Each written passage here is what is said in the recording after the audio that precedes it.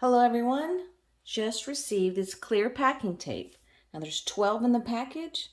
Let's go ahead and open them up and check them out, see how thick they are and see how well they do. Okay, so I went ahead and took one roll out of the package, and then I actually put another roll of tape that we have here just to show you some comparisons. This definitely has a lot more to it than this one. Now this has been used some, but it was not as much as this one here. Now, I really wish I could show you the comparison on the thickness, but I'm telling you from holding it, from touching it, that this one is definitely a lot thicker than this one. Now let's go ahead and tape up this box and see how well it holds up.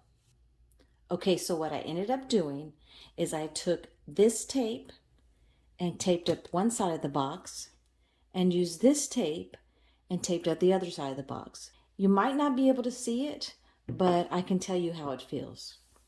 So with the new tape here, I'm just trying to show you how durable it is, and that's mainly because of the thickness of that tape. Sometimes when you're packing boxes, you have to do another strip of tape just to make sure that it's solid. You do not have to do that with this tape. It is strong with just one strip.